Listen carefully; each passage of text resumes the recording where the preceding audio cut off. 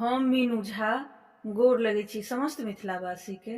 एकटा भगवती के गीत लऽ कऽ उपस्थित छी, संग में श्रुति झा सेहो छथि।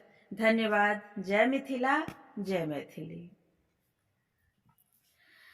बाधा मेटा दे हमार जग जननी, बाधा मेटा दे हमार जग जननी, बाधा मेटा दे हमार।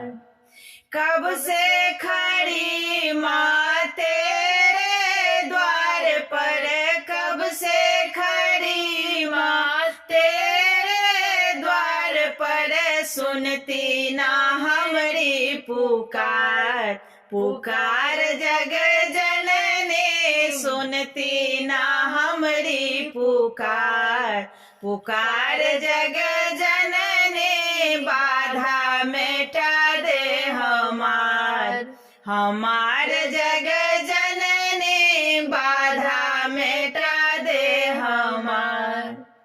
काहे ना लेती माँ हमरो खबरिया, काहे ना लेती माँ हमरो खबरिया, आए है शरण तिहार, तिहार जग जननी, आए हैं शरण तिहार, तिहार जग जननी, बाधा मेटा दे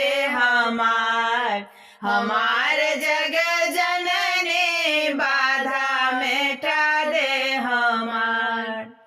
रुद्र नंदन लेहू अपने खबरिया, रुद्र नंदन माहे लेहू खबरिया, महिमा अगम अपार, अपार जग जननी, महिमा अगम अपार, अपार जग जननी, बाधा मेटा दे हमार जग जननी, बाधा मेटा दे हमार।